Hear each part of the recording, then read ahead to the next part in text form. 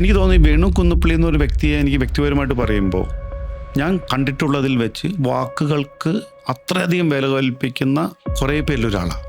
അപ്പോൾ ഇദ്ദേഹത്തോട് ഈ കഥ പറയാൻ ഒരു ഡയറക്ടർ വരികയും ഈ ഡയറക്ടർ പറയുന്ന കഥയിലും രീതിയിലൊക്കെ വിശ്വാസമുണ്ടായിട്ടാണല്ലോ ഇത്രയധികം.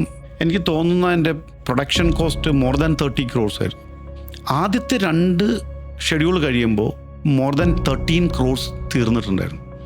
അതിൻ്റെ ഔട്ട്പുട്ട് കണ്ടിട്ട് ഇതിൽ അഭിനയിക്കുന്നവരുൾപ്പെടെ എല്ലാവരും ഭയങ്കര നിരാശയായിട്ട് ഷോക്കായിട്ട് വന്ന് സംസാരിച്ചിട്ട് വേണുചേട്ടനോട് ഡയറക്ടറെ മാറ്റണമെന്ന് പറയുന്നു.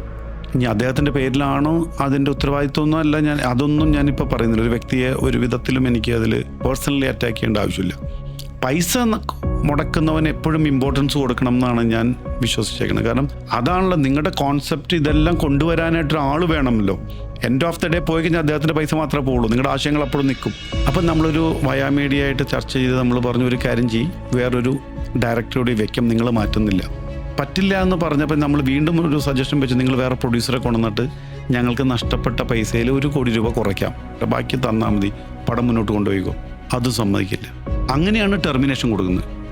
ടെർമിനേഷൻ കൊടുത്ത് പിന്നെയും പടം മുന്നോട്ട് പോയി. എക്സാക്റ്റ് എമൗണ്ട് എനിക്ക് അറിയില്ലെങ്കിലും മോർ ദാൻ 35 crores. കേരളത്തിലെ എല്ലാ മാധ്യമങ്ങളിലും ലക്ഷക്കണക്കിന് രൂപ കൊടുത്ത് ഫ്രണ്ട് പേജിലൊക്കെ പരസ്യം വന്നു. ഈ നാളെയാണ് മൂവി ഇറങ്ങുന്നതെങ്കിൽ ഇന്നുച്ചയ്ക്കാണ് ഹൈക്കോടതിയുടെ ഓർഡർ വരുന്ന ക്ലിയറൻസ്. അപ്പോൾ ആ മനുഷ്യൻ പ്രൊഡ്യൂസർ അനുഭവിച്ചേക്കണ സ്ട്രെസ്, അവിടെയും നമുക്ക് വീണ്ടും ഒരു ഉത്തരം വരുന്നുണ്ട്. അവിടെ റൂൾ ഓഫ് ജസ്റ്റിസ് ഉണ്ട്. അല്ലെങ്കിൽ ആ മനുഷ്യൻ്റെ കഥ അവിടെ തീരാം ചിലപ്പോൾ സിനിമയുടെ.